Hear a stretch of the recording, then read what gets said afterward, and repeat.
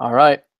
What's up, everyone? Thanks for tuning in to NCDA Summer Podcast #1. My name's Kevin Bailey. I'm the Chief of Content for the NCDA, and I'm joined today by Captain for VCU and the Director of Nationals for 2018, Hunter Ford.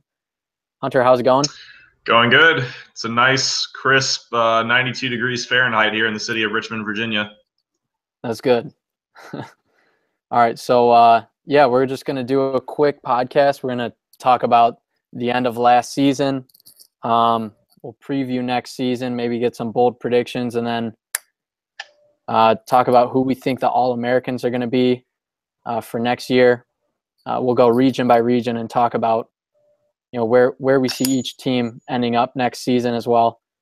And then maybe we'll talk about nationals a little bit. I know you got some insight on that, and everyone wants to know what's going to happen at Nationals 2018, which will be hosted at your school, VCU. So that's what we got on the docket today. But my first question is, can you give everyone a little bit of info on your shoulder injury? How's it going with that? And how's the healing process? Sure. So I don't know if anyone can see. I got a nice little dot right here now, and 2 on the back of my shoulder. But it's been a little over a month since I had shoulder surgery. That was on June 2nd, and so looking pretty good right now. As you can see, I'm out of the sling for the most part. I kind of have to keep it around when I walk, but everyday activities at home and at work, I'm good. And start physical therapy next Wednesday. So looking to get into going to that as often as possible, and not scheduled to throw again until October 2nd, but that's right around the time it started the 2017-2018 season. So things are looking good. It was a pretty big tear for the most part. They had to put in 6 screws for me, which is kind of a lot for most labrum tears, but still the same recovery time compared to most people. I know another guy who had it, Tim Wells, out of Towson. So him and I are both working on it as best as we can, getting ready to go for next season. I see. I didn't realize that your surgery was only a month ago. Yeah. So I'm going to get off topic already. Is Tim Wells playing next season? That's a point of discussion for later. I see. Okay. All right. Anyway, I'm the old guy that's out of it, and I don't really know what's going on in the NCDA compared to you, I guess. So I'll interview you pretty much this whole time, and we'll have a little discussion. But let's start. Let's just do a quick recap of last season, how it went down, and maybe like what stood out to you last season, and then we can go from there, predicting what we think is going to happen in 2017, 2018. So anything particular that stuck out to you in last year? I would say that the biggest thing that kind of surprised me was some of the performances from certain teams.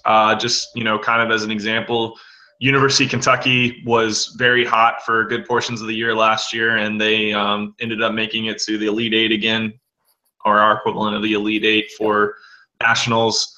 On top of that, Western Kentucky University, one of their close neighbors, was doing really well at points in the year. They had a 7-game win streak going on. So there were certain teams like that were definitely surprises.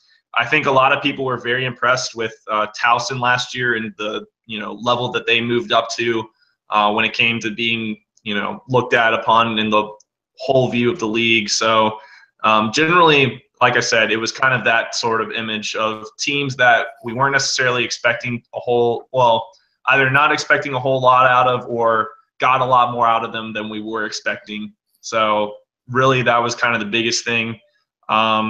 Nationals in the end kind of went how people expected. Top 4 seeds move on to the Final Four, and then Grand Valley State ended up taking the championship for their 5th consecutive year. And so from a national standpoint, I'd say that was pretty much what people were expecting. And going into next year, I think we can we will get into that a little bit later, but I think that there's going to be a little bit more parity next year as we start to talk about that a little bit.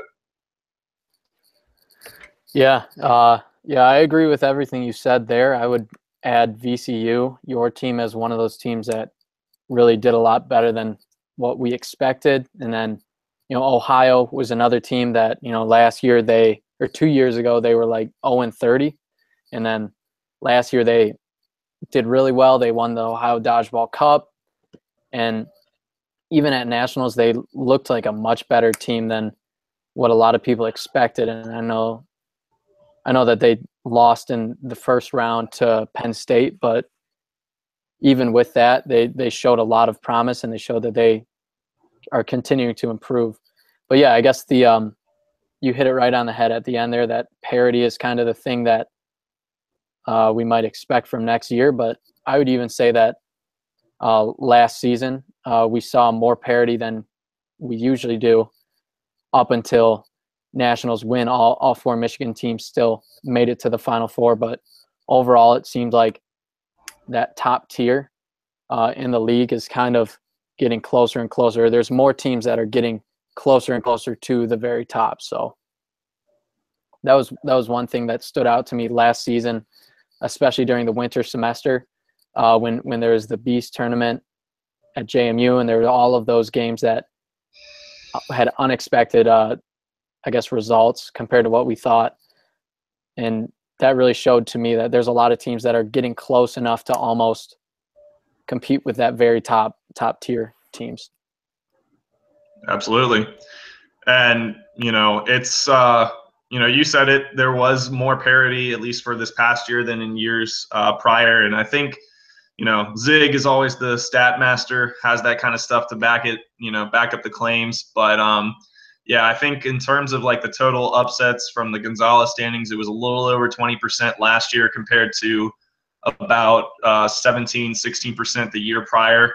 And like I said, I kind of see that starting to happen a little bit more and more next year. And, we'll get, like I said, we're going to get into that doing like our region by region preview. But yeah, so that being said, go ahead. Yeah, we can start talking about each region individually if you want. Because yeah, everyone, it's the summer, and obviously we've still got a month or two until teams start getting back to practicing, probably 2 months. But still, everyone's looking forward to next year, and I guess we can discuss like where we think people stand. But let's start with your region, the East Coast. Do you have any like bold predictions, or let's just quickly go through each region and touch on what are the big points for each region? What do you think stands out? So starting with the East Coast, what are the main things that you're looking at for next year? Biggest thing that I'm definitely noticing out of the East Coast is there's not a lot of turnover between each school. So just to kind of talk about that a little bit, James Madison University, they are kind of them and Towson were definitely the two big dogs last year, but specifically talking about JMU, they are losing 4 people total, I believe, one of them being their former president, Joe Bringwire. But besides that, they do return a good bulk of their, strong team from last year. That includes likes of Doug Schilling, Evan Bosenko, Evan Eschenberg. So I expect a lot out of them next season. And Towson as well. Towson is going to be a little bit of an interesting mystery going into the beginning of next season. The reason that I say that is because as far as players who are definitely, notable players who are definitely out of the program now, that includes Jordan Haxton, Jeremy Brown, who definitely had an amazing performance last year, and then a guy who was kind of a timeless wonder for them, Jonathan Shaw, had been with the program since the beginning. Those 3 are definitely gone. However, a person that we're still, not sure about is Tim Wells. We talked about him a little bit earlier. He's coming off an injury, but it's still undecided about whether or not he's returning to Towson for school. So if he is there, that's a huge boost for the Tigers. If not, then, it's going to be a little bit tougher for them to compete against some of the top teams. But also another interesting note A guy who I talked about at different points in the last season, Chris DeJesus. He was the captain and pres for Stevenson University. He recently just graduated from Stevenson. However, there's talks about him going to grad school at Towson University.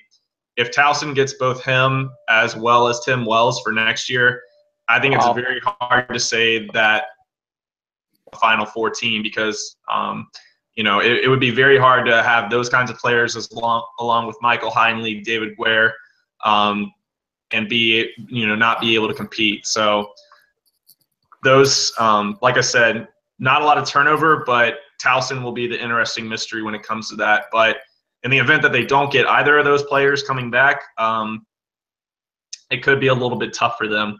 Going to Penn State, again, a team that's not losing a lot. I believe they lose 2 people total, but they are 2 important pieces in Damian Pazuchanix and Ken Russ, 2 of their stronger throwers and people that were recognized throughout the NCDA. But that being said, they do return guys like Jeff Schwartz, Morgan McLean. So, and Jake Som is another player that I do want to note. I don't see them falling off much, if at all. And I definitely think that they can find some pieces at a school like Penn State to, bring in some big arms. As for VCU, the biggest notable loss for us is going to be Matthew Bosco. He was our vice president for 2 years, as well as an assistant captain for the past 3 years. Pretty solid all-around player. Outside of that, though, we're returning the bulk of our lineup as well. Some other notable guys include Wayne Short, Tora Oda, Sam Lammy will be returning as well, one of our best throwers. So, like I said, not a whole lot of turnover at VCU. And at the University of Maryland, the 2 most notable guys that I know that they're losing, Justin Anderson, Adam Zwick, they kind of represented leadership for the organization both on and off the court. But they're a school that, again, kind of like Penn State, where they're a really big university that has name recognition. I'm sure that they'll be able to bounce back and they'll be able to, fall in line wherever that is. Stevenson, I think Chris is the only graduating player from their team. That's obviously a very big piece.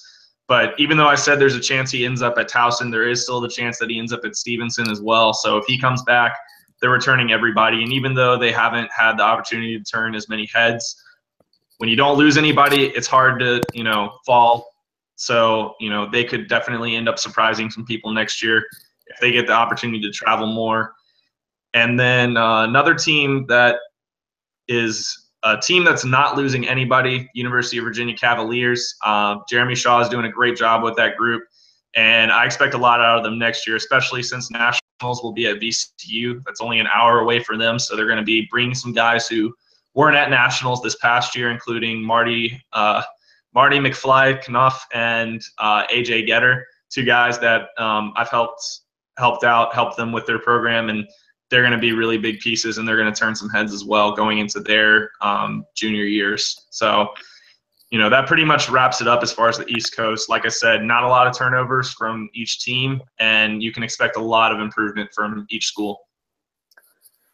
I like it. Okay, yeah. So my first couple thoughts on that. Yeah, Virginia, I expect that, towards the end of next year, Virginia is going to be one of those teams that people are, picking to maybe have an upset or like as a dark horse team, not to win it all, but to go further than people expect them at Nationals. And I think that they'll put themselves in better position next year by competing in more tournaments, so that next spring, like March or the start of April, they're going to be a team that everyone has on their radar, where this year they were still kind of that unknown that no one really was talking about them. So yeah, that's one thing for Virginia. I think that that's going to change for them. JMU, like you said, they're losing a couple guys, but they still have like the top 3 or 4 guys that can compete with anyone. So if they can force a game to go into overtime, they can beat any team in the country. I don't think that'll change next year. I think that that's still going to be who they are as a program. Hopefully they can get a little more depth, because that seemed to be their issue the last couple of years.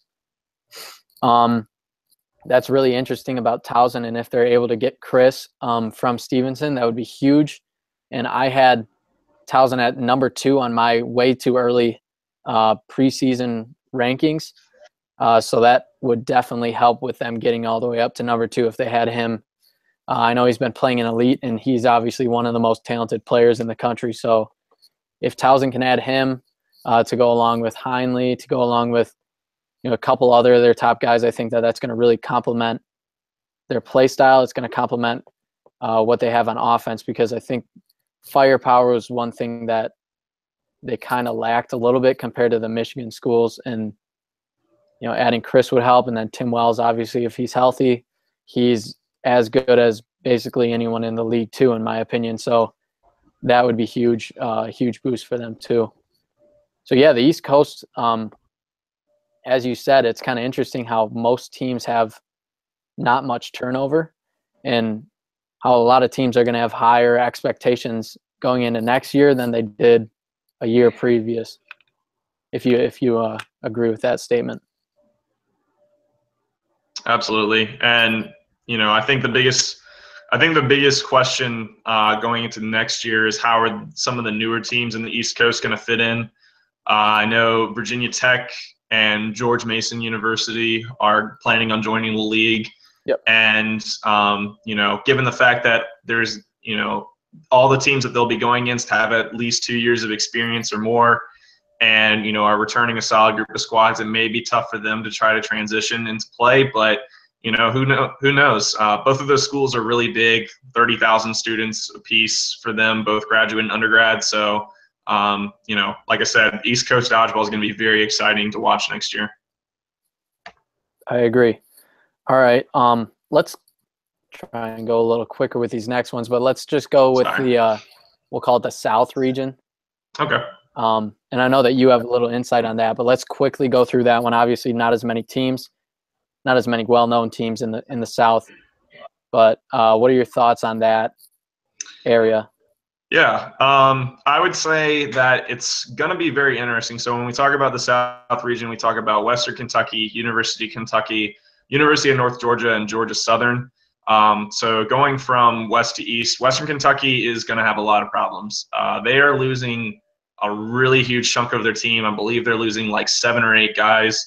Dominic Warfield's going to be the big returner for them, and I believe he's taking over as president. So there's going to be a lot on his plate. And on that note, Josh Wynn, a guy who's been very notable for Western Kentucky University, there are trade rumors that he is going to be heading over to the University of Kentucky. And University of Kentucky is equally losing some pieces. Some notable guys that are going to be leaving: Brandon Engelman, Colin Hyatt, and I believe they also lose Drew Greenwald as well. So some pretty big pieces for them. I think it's like five or six people in total that at least had some pretty decent playing time throughout their career. That being said, I know Ricardo Menchaca is taking over as captain. He'll do a good job. Zach Reese is taking over as president and assistant captain for the team. So I think in terms of their region specifically, they're still going to be the top dogs. And I don't see that, being a question. But in terms of their competitiveness nationally, that's going to be interesting. University of North Georgia, they returned their main guy, and Kyle Daddlebaum, one of my good friends, and overall a really great competitor. Again, they're a little bit of a mystery as well, just given that they didn't have a chance to compete a whole lot last year.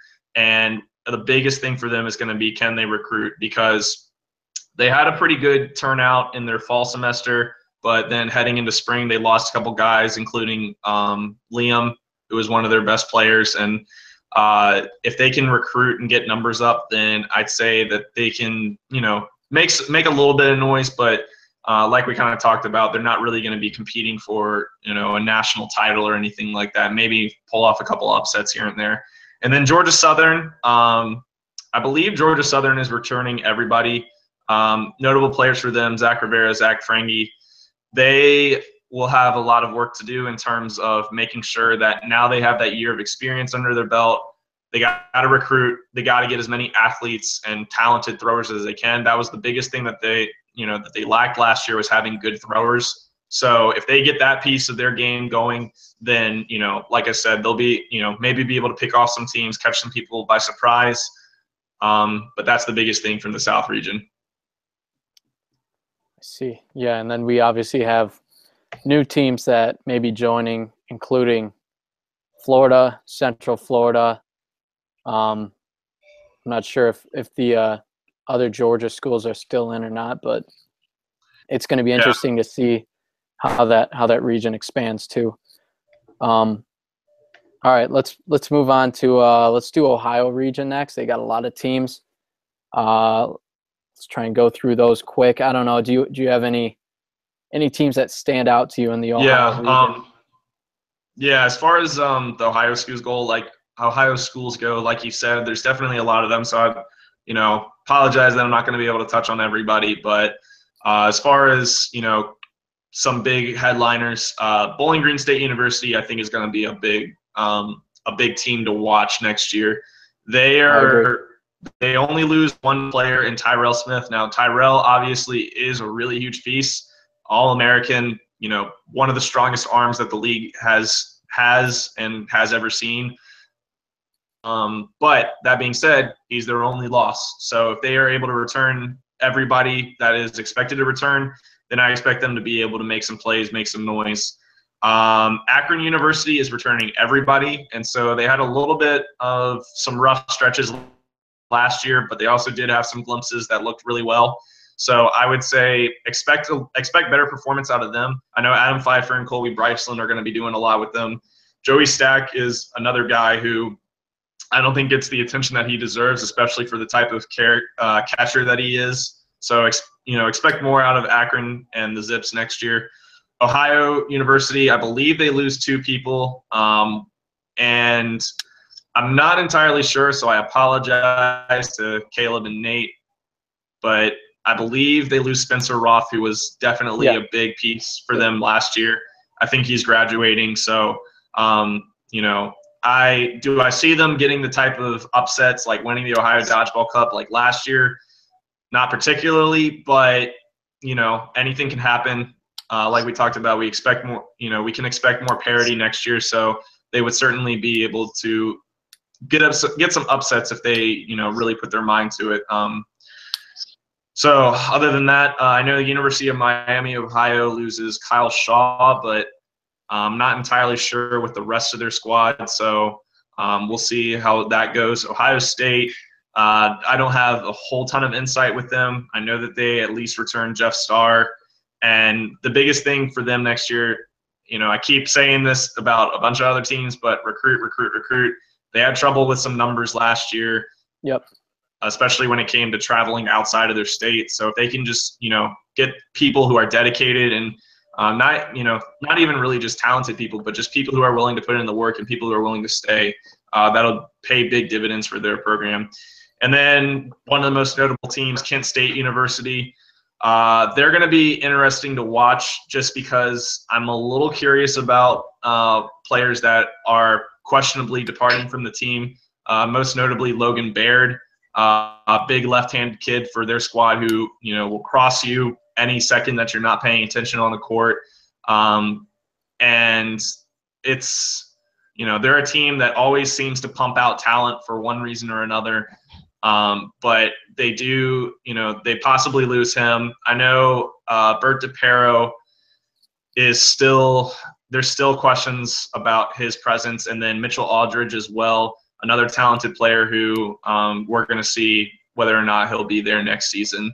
But as far as expectations for that region, I'd say my predictions go Kent State, I still think will take the cake at number 1 for their region, followed by Bowling Green as the new number 2, and then Ohio State will probably be number 3 for them next year. See. Yeah, I'll go through the Ohio region real quick too. Here's my thoughts. First off, I have Bowling Green as the top team for next year in Ohio, which I don't think that anyone has ever predicted before. But with the way that other teams have kind of lost some of their top players to graduation, and then with how good Bowling Green's improved, I picked them at number 7 overall in my early power or my two early power rankings, and that was the top team in Ohio. So yeah, I expect a lot from Bowling Green. I put Kent State as the second best Ohio team. Obviously, it all depends on who comes back and who doesn't, but Kent State always seems to have crafty players that, you know, are able to get them at least to like the quarterfinals. And last year they had a lead on Saginaw. They could have made it all the way to the Final Four. So, I mean, you can't count Kent State out even if they aren't bringing back the best squad compared to what they've had maybe in years past. And then this is another weird one is Ohio. I have them ahead of Ohio State in my rankings. And I also expect a lot from Ohio with how they've barely lost any players. And as I touched on earlier, they played really well last year compared to the year before when they went 0-30, but they weren't satisfied with how they finished at Nationals. And I think that, you know, they're going to take another step as a program next year. Ohio State, they really lack depth, as you said, but their top guys, Jeff Starr, Jacob Holbert, and then Ben Johnson, who was a freshman last year. Those three guys alone, I think, can carry them to some wins. And those three guys all are potential All-Americans for next year. At least all three of them will make second-team All-American if I was going to predict it right now. Mm-hmm. And then, yeah, Akron, the big thing for me is Akron's guys are playing in elite dodgeball now, which has already improved their game, I think, but having most of their top guys playing elite is going to really benefit them and help develop them as players. So I think that Akron's going to take another step as a program too. So yeah, that's the Ohio region. I think that that's going to be one of the most interesting to watch in terms of like the storylines in that region going into next year, and then watching how it plays out throughout the year, all the way up to, you know, the Ohio Dodgeball Cup and then Nationals. So I'm really excited to see how that all goes. And I left Miami off my first rankings, my top 25, and I kind of did it by mistake, but I don't think that they're going to be one of like the top 4 teams in Ohio, but I do expect that if they can recruit better, they maybe will pull off one of those upsets like Ohio did last year, beating Kent State, or, you know, a team like that. So I think maybe Miami comes in and they're the team that next year takes the biggest step. Where last year it was Ohio and Bowling Green who took the huge step forward. It could be Miami next year. Yeah. So, I mean, hey, makes a lot of sense to me.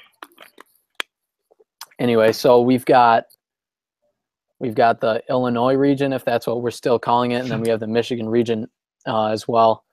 So we'll save best for last. We'll talk about Illinois real quick. And this is like a tiny – there's not many teams out there still. So I guess we can just quickly go through the three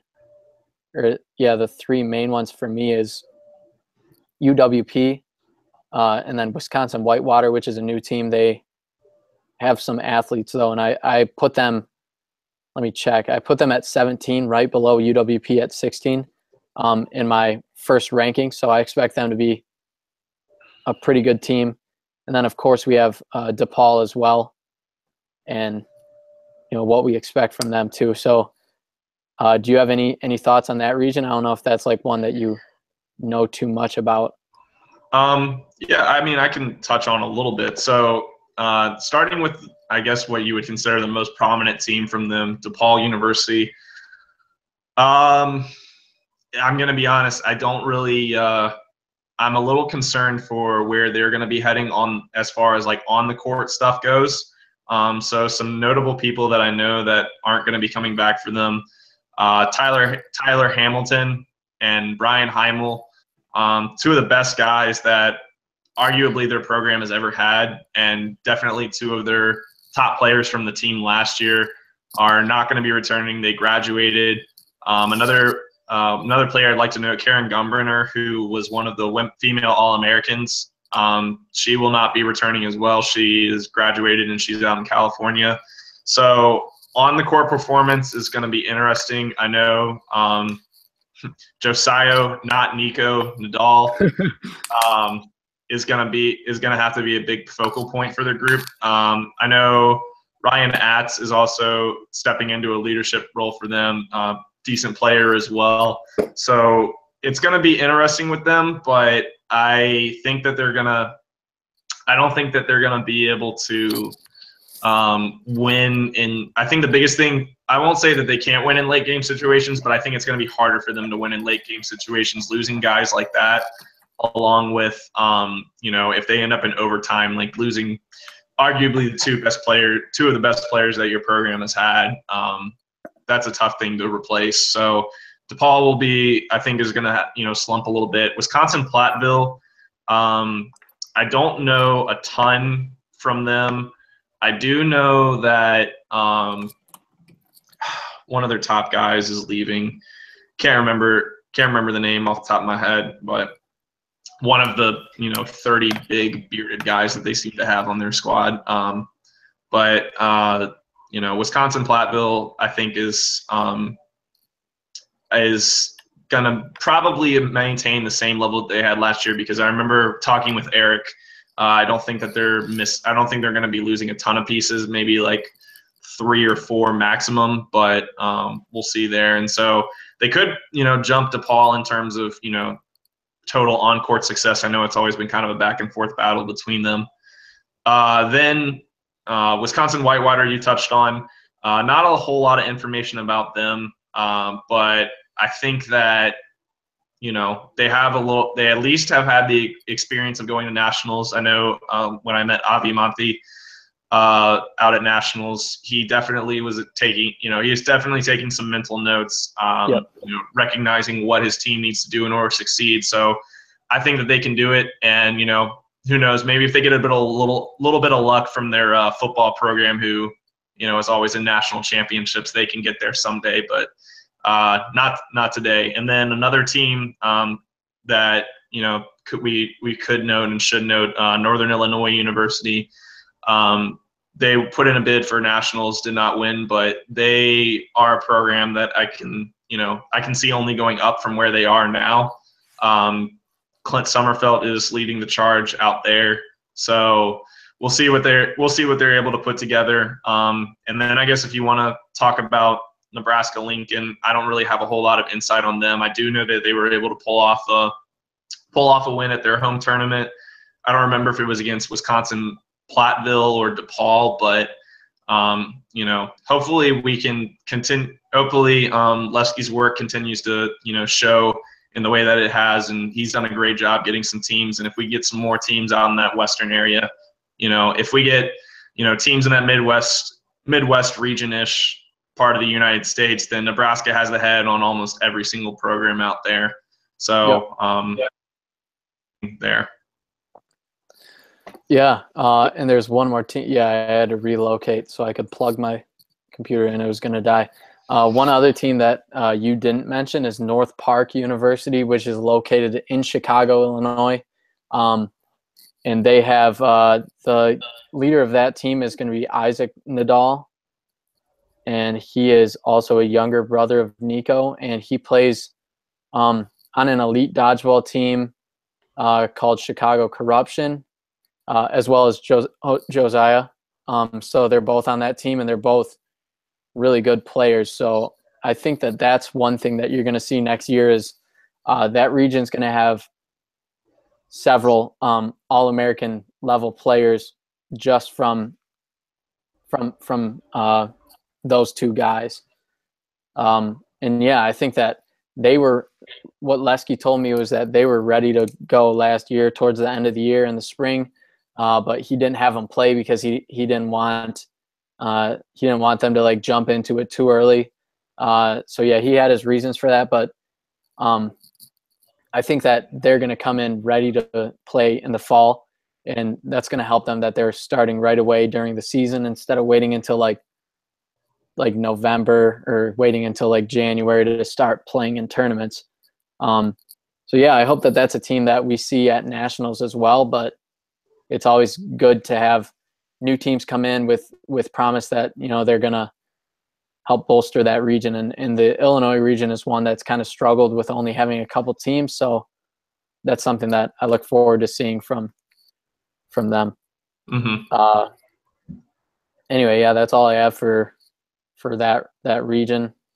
Yep. We can move on. We can talk about Michigan, and then after we do that, maybe we can talk about nationals a little bit, because I know that you're working on a lot with nationals. So real quickly, I'll start with you before I talk about the Michigan region. What are your main storylines to watch in the Michigan region, or what are the main things you're looking for going into the 2017-2018 year? I guess the only way that I can put it is second verse, same as the first.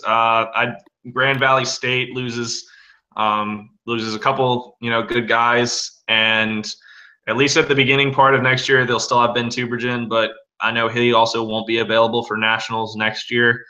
So I still don't see them losing the mantle in the Michigan region, and the reason that I say that is because for one reason or another, I know that they always seem to have Saginaw's number, even though Saginaw has an equally talented group and always pumps out some good squads. But that being said, Michigan State loses, I think, 5 of their overtime 6 players from this past year. And I know I've heard reports that Central Michigan is also going to be, losing a decent chunk. Obviously we'll have to wait and see when the dust settles. At one point that happens. But yeah, I think that generally speaking, we're just going to see a lot of Grand Valley dodgeball making headlines in that region. And it's unfortunate that programs like Michigan State and Central are possibly, losing some of the players that they are. But you know what? It happens. It's college. People are supposed to graduate and move on with their lives. And, we'll see whether or not they're able to reload like they have in years past.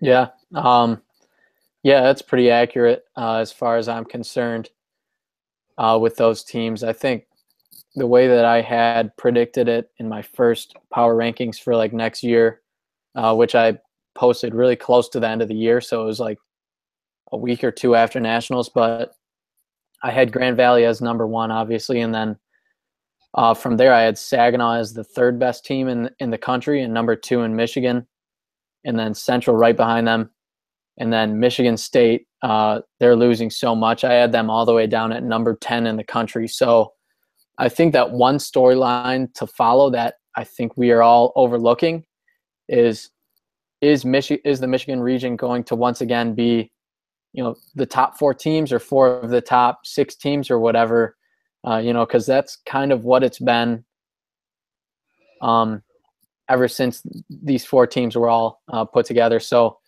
it's been like almost a decade, and the Michigan region has had 4 of the top 6 or 7 teams every single year. And this could be the year that maybe it falls off. MSU obviously is losing a lot, and they're going to go into next year as, predicted as the 4th best team.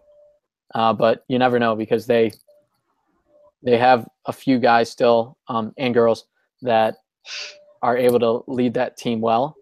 And I mean, they lose like some of the best players in the history of Michigan State dodgeball, but they always find a way to like get one of those wins against Grand Valley. The last couple of years, that's how it's been, and they always play well in the fall semester. So I think that maybe they come out and they surprise people, not by being the best team, but by being much better than what everyone's expecting from them.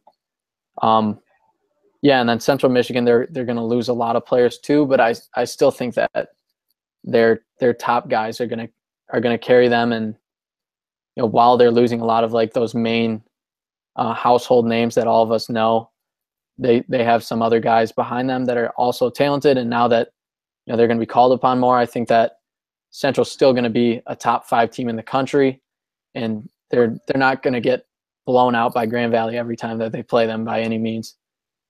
Yeah, and then Saginaw, I know that you mentioned that they have like the same amount of talent as Grand Valley. I'd say Grand Valley has more depth, but Saginaw's top end talent is as good as any team in the country. And I think that that's what you were going for there, and I agree with that. I think that they might end up having like two of the top four players in the country on their team, in Nick Hazargan. I forget how to pronounce his last name, and then Kyle No Bruce. worries.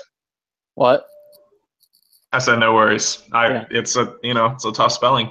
I think it's Hazargan or something like that, but obviously one of the hardest throwers. And then Kyle Bruce is a really good, well-rounded player. And those two guys alone make it where if they go to overtime against a team, they have the ability to beat any team. So that's the Michigan region.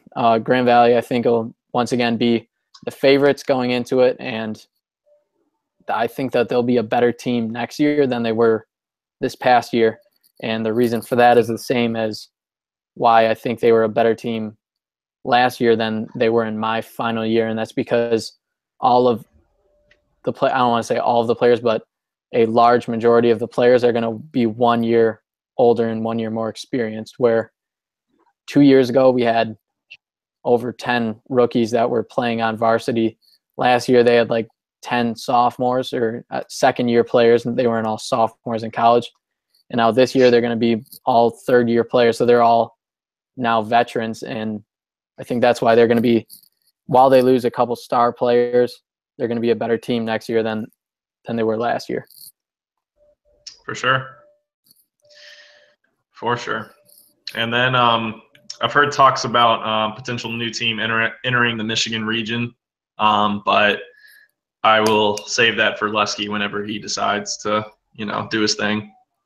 We'll let him drop that bomb when he feels it's good time to do it.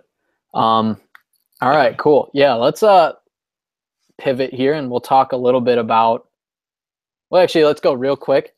What is your predicted Final Four for next year? And then who is a dark horse team beyond those four teams? Who's a dark horse team to maybe sneak into the Final Four? I guess who's a dark horse team? I won't limit you to saying they might make the Final Four, but who's like someone that could really surprise everyone next season? Yeah, I kind of like I mentioned beforehand, I think, and you kind of touched on it too, I don't see Grand Valley losing their mantle as being, one of the top teams in the country. Literally their worst possible scenario is they go into nationals as the second seed. And that's even, a bit of a stretch. And I'm sure Zig always has the stats for it, to see what the odds are for that. So I see them number one. And you had Towson as number two, but I actually have Saginaw just as the number two team right now, simply because I know that they're only losing two guys, and Kenny Mize and Jonathan Airbets, two decent players and two people who definitely should be noted. But like I said, they're only losing two. And this is kind of tough because I'm not confident enough to, I don't know. I guess as far as like some, I could see, depending on how the draw goes, I could see Kent State in the top four. But again, that's going to be a matter of, who returns, who doesn't. And I think Evan is the only guy for their team that is definitely not returning. But then there's like 3 or 4 others that are kind of like up in the air. So, that's going to be a factor. Towson, if they get both Chris DeJesus and they get Tim Wells next year, I have them definitely number 4. If they're not there,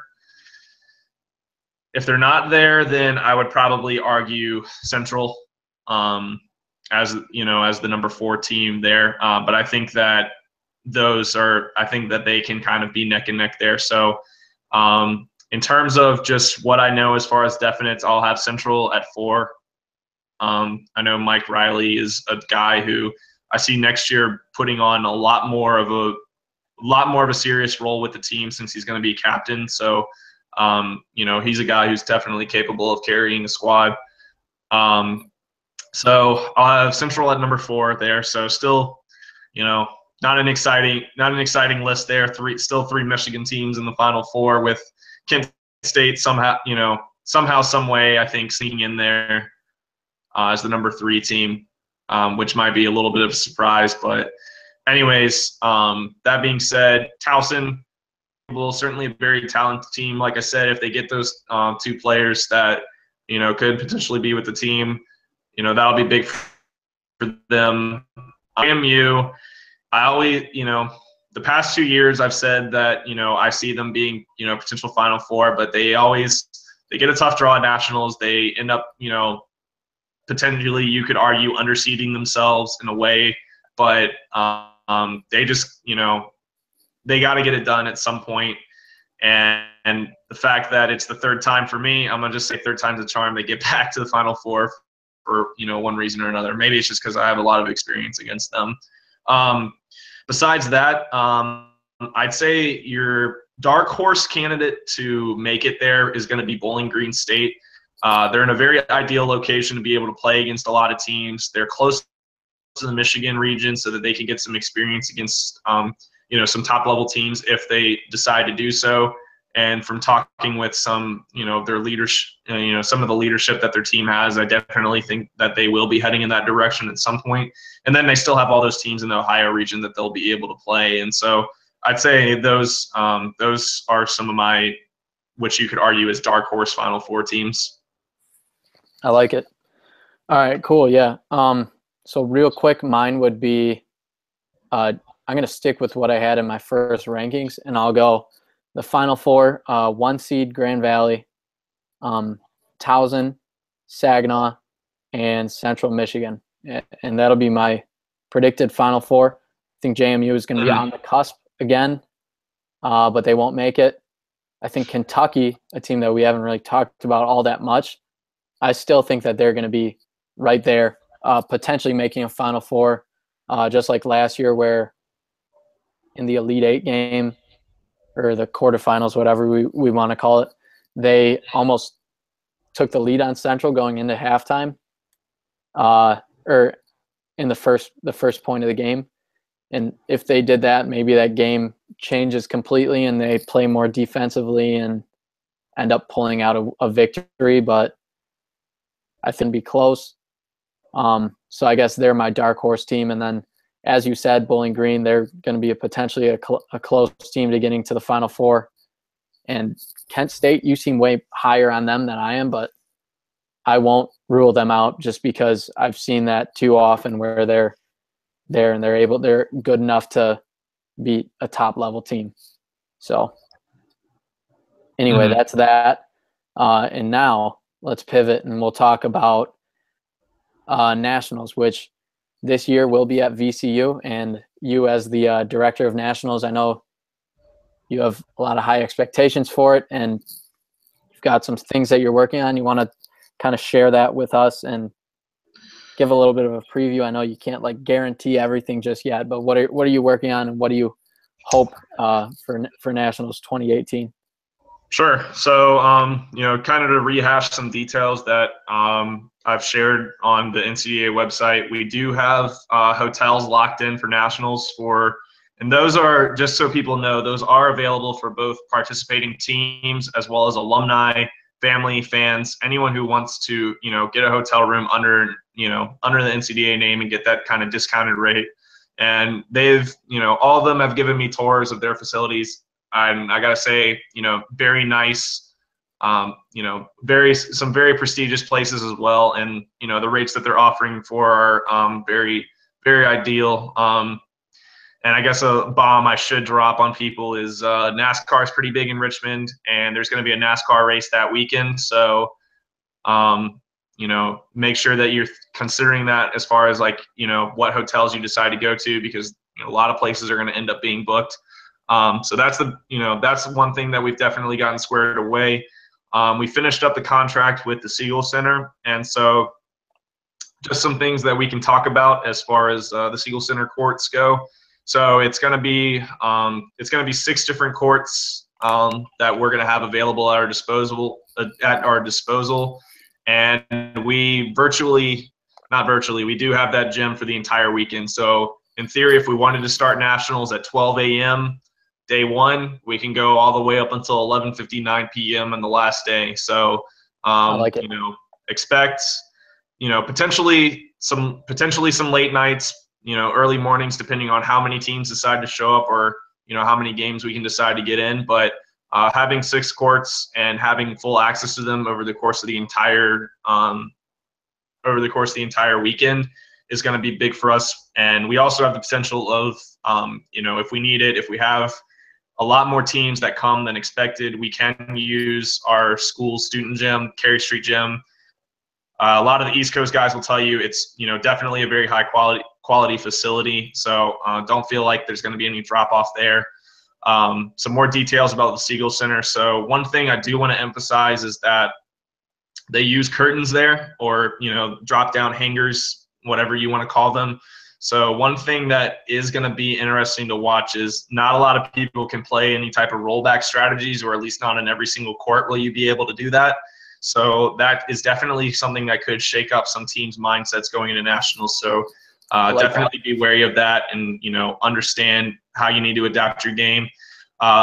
Other than that, we also have full access to some of the electronic banners, as well as some of the other electronic media access. So that includes stuff like audio. So if we wanted to, play the national anthem instead of all sing Kumbaya with a guy standing with, his T-shirt in the center, like this past year at nationals, we can get that going. That helps. And additionally, be able to present banners for, sponsors that we're looking into for the event. That's awesome. Yeah. Another point I want to throw out there, the concession stand will be open in the Siegel Center as well. So teams, if you want to get food there, teams aren't going to have to travel super, super far. They offer your basic concession stand food. So, sodas, popcorn, hot dogs, pizza, that kind of stuff. So that's going to be something that you guys can utilize. That's a pretty big wrap up for the Siegel Center. And I guess the other point is, as far as like our, this kind of is more geared towards the captains, but post Saturday play, we do have a meeting room secured. It's not specifically at the Siegel Center, but it's a building that's literally right next to it. It's a classroom that they use in the sports medicine building, and it will hold like, 100 or so people. So we'll be able to have, full access to that for our event.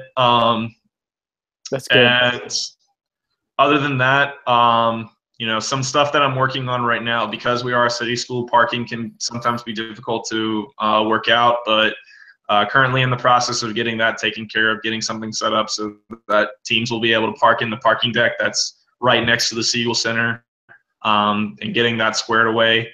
As far as, I guess the next thing that I'm working on right now is working on sponsorships and deals.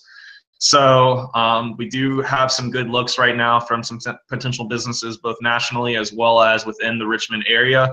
I'm planning on releasing those once we get to that time and get, some of those deals finalized. But, might be able to expect some big names, as well as some places that, you might not have heard of, but, that's just what happens. Other than that, I guess another big thing that we are currently working on for nationals right now is working on some media stuff. I've kind of talked about it with a couple different people, but as far as, like I said, media coverage, I'm not just talking about like, post-tournament or like, sound bites with like our local news station or something like that. Like getting a legitimate live streaming service set up for all of our courts and all of the athletes and participants, that they can have family watching from, any part of the country or wherever they may be. So that's something that, like I said, once and if we get that finalized, I will be able to drop that off. And, like I said, I kind of want to, make this a big event, want to make it, something special, and, show, get a chance to show off the NCDA to the rest of the world, and especially the VCU campus as well. Awesome. Yeah, so that already just made me excited for it. So what are your random thought? What are your thoughts on extending nationals to also be on Friday of that weekend? Because I know we discussed it as an e-board, um, and with how big nationals is getting and how we want to still guarantee people, enough games. That might be the way that it's moving. So what are your thoughts on that? Is that something that would be possible at VCU?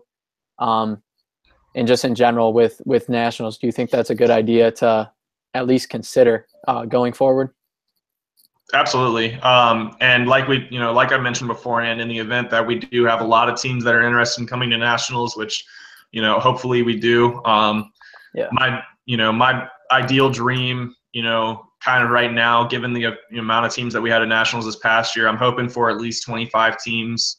And that's kind of roughly what I, kind of expect to happen. But if we get, 30 and upward, Friday games are definitely going to have to be a huge possibility and probably a reality as well. And we're certainly more than capable of doing that as well. I don't want to, I'm not going to try to put us in a situation where we have DePaul playing on Friday, given that they have, 16-hour drive or, Yeah. Things of that nature. But some of the more locally based teams, like especially the Virginia-based teams that, all have 3 hours or less, as well as Maryland and, even even Penn State, that area, we're probably, if we do get in that type of situation, we'll probably have to consider that, but we are certainly capable of doing that. And that also reminded me of another thing I wanted to touch on for nationals. So one of the groups that we are partnered with, Richmond Region Tourism, they're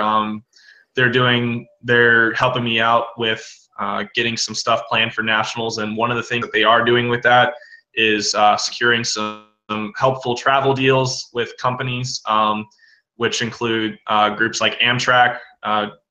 For people who are unaware, they're train-based transportation group, and then Greyhound, which does bus travel, and even also looking into group rates on airlines as well, like Southwest. So, something that, like I said, I'm not by any means we're providing any type of guarantee, but it's something that we are looking into and something that we can try to nail down, especially for some of the teams that might feel like nationals is a little bit out of their reach this year because, it is on the East Coast, which is a little bit untraditional.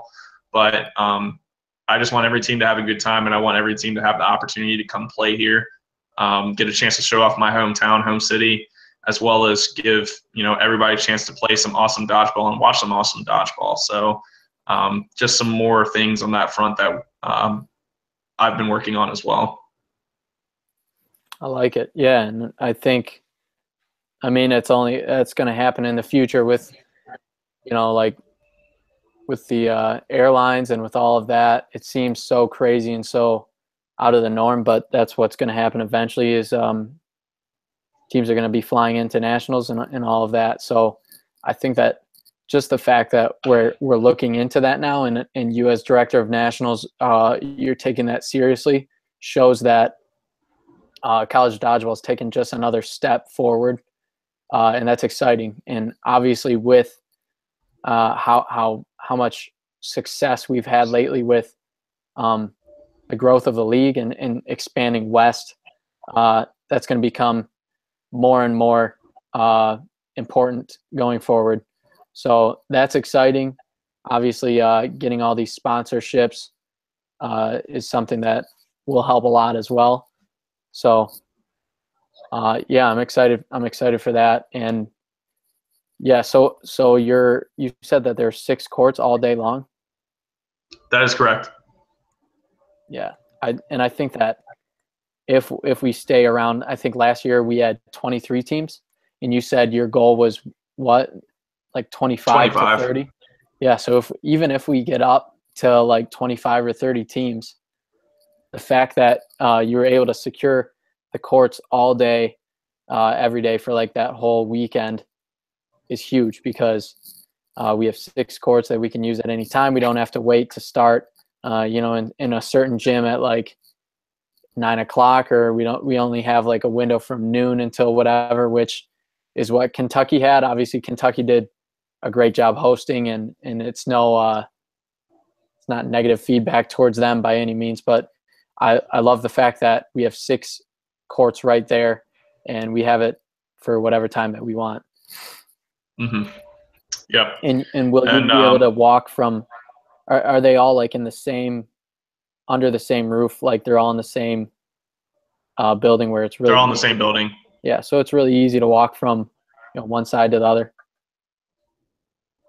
Yeah, I mean, just imagine being at a college basketball arena, and you know, if you imagine like a court that, like a court where all the bleachers are pushed out and all that area is covered with court space, that's exactly what you can expect. Mm-hmm. Yeah, that's what I remember from the images that you guys showed us on when you were proposing nationals at VCU. So yeah, that's good. And also, my next question is with like the spectating. Is there going to be a lot of room for spectators? How are the courts going to be divided? Is there like a lot of room for people to walk around, just to experience nationals, whether it be a team that's sitting out that round, or that they're on lunch, or even if it's just a bunch of fans, which hopefully we can continue to get more fans that actually come. So what's the like spectator situation for nationals? Absolutely. So I would say one thing that I am excited about is the fact that as far as the bleacher space goes, the main VCU bleachers don't push out or push in, and we still have like the 6 court space, but those bleachers roughly hold 1,500 people anyways. I know we don't. It would be a dream to be able to get, fill that up all the way through. We'll see if we can pay some people to come, but from that area, they'll definitely have the best view of the main center court offer, but it also has viewing access to 2 of the other side courts as well. But besides that, for those who may or may not be familiar with how it was at Western Kentucky University, how they kind of had a upstairs level track that circled, all the courts. It's not a track by any means. It's like an actual like concourse type of level where you can walk around and observe all the different games as well. So you'll definitely have that type of viewing space. And then additionally, even on the courts itself, at least as far as like if you think about like the 2 side courts, there's at least 20, 15, 20 feet of space where spectators can sit off to the side if they want to be court level and watch games, even if they're not on the main center court. So that's definitely something that we're thrilled about having. So, spectator viewing is definitely something that I don't foresee being an issue at all. And, most important thing as well that you probably won't ask about, there will be bathrooms there. So you have that. That helps as and well. Actually, this is just like a random side note, and this wasn't anything that I was like pushing for, but just like kind of cherry on top. They do have locker rooms available. So if anybody wants to shower post, their last game, or if they want to, if you're getting there early morning and you wanted to shower, or if you wanted to change in the locker room by any means, that type of stuff will be available for all of our athletes and participants. So, there is that as well. That helps, actually. I think that'll be used a lot too. One other thing, we'll try and wrap this up really quick because we've been talking for a while, and we're going to have more podcasts as the summer goes on, leading up to the next season. We might bring on hosts and all that, or not hosts, guests. We might bring on some guests to talk with us. But one quick thing before we go here, what is your idea for the All-Star game? Because I know that the director of nationals kind of gets to decide that, and that's something that I think people will probably be interested in knowing, because that always sparks some debate. So what's your thoughts on the All-Star game? Do you have a plan yet, or are you still working on that? Well, I'm still working on it, but what I told Felix was I was planning on doing a written test. It plans on incorporating both college questions that you would expect in the classroom as well as NCAA questions. No, I'm joking about that. But yeah, we're still that's definitely something that we're still working on. And besides the All-Star game, also working on some other type of special events as well that I've kind of had like in the back of my head that we could do. I think one that people always, the three that we always showcase every year is fastest arm, ladies match, and then the All-Star game. And then I'm working on some different ideas for the alumni game. That way we can encourage a lot more alumni to want to come and participate, as well as getting some of our member teams to want to come and, spectate. And that's something that I think has been a little bit lackluster in the nationals that I've been to. So getting guys like yourself an opportunity to, revisit your glory days and feel special and whatnot. But that along with that along with working on some new events, which something that I'm talking about with my team, and we'll be talking about with the rest of the executive board as well, and seeing where we can fit that in. Like I said, plan on getting something really exciting together. See. All right, cool. I'm going to go back and look and see if we touched on everything we said that we would. So I think next podcast we can go in depth. We can talk about who we think are like on the All-American watch list. I also have an article that I'm going to write at some point that's like halfway done. That's on that too. So I know people like hearing their name or seeing their name written down, and you'll get that coming soon. But to wrap this up, do you have any final thoughts as we're here 2 months away from teams getting back together and starting to practice for the next season? I would say that the biggest thing for my expectations for next year, I think that, like I talked about beforehand, Lesky's done a good job with the amount of teams that we've been able to get into the league within the past couple of years. And I expect that we're going to continue to see a rise in the number of games played, and we're going to break, the record that we had this past year.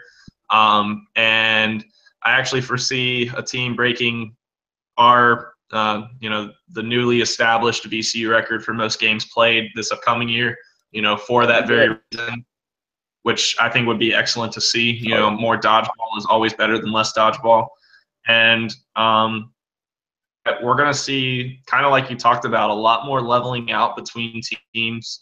Our early stages of the league have been kind of reminiscent of like early college football days, where it's like Princeton, Yale, dominate, or Princeton, Yale, Harvard, like dominate the first like 20 years or so. But eventually we're going to start to see a leveling out. And so I expect a lot of big things for next year. I think it's definitely going to be in one of the most interesting years in the NCUA, given, we're going to have more teams than ever. We're going to have our first nationals ever on the East Coast, and, a lot of other big updates and changes on the way too. Definitely. Yeah. I agree. I think that, as you said, like, it's going to start to even out at some point. It's just a matter of when. It's a matter of who's going to make it happen. So the Michigan region is kind of held a stranglehold over college dodgeball, but that's going to change eventually. And, who knows, maybe it's this next year. And yeah, having the East Coast host nationals is also going to bring some changes. So all of that is really exciting. Last year, there was so much that happened, and was one of the more interesting seasons of college dodgeball that I've witnessed since I joined the league. So I think that there really is a lot to be excited about for next year. So I can't wait for it to start, but obviously we still got a couple months, and we're going to start coming out with the preview articles and all of that, and we'll bring the podcast back a little more. I think we'll try and do one here in the next couple weeks, or at least before the end of this month. So we'll start doing this more frequently as well. But we're going to go ahead and sign off here.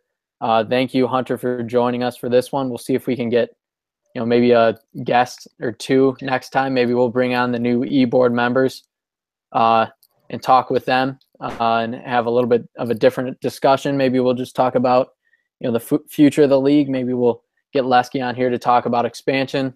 All those things are something that we can discuss during this off season. So thanks for joining us. Once again, my name is Kevin Bailey. I'm the Chief of Content for the NCDA. Go ahead. And I'm Hunter Ford, Director of Nationals for the 2017-2018 season. Thank you for tuning in. We'll see you next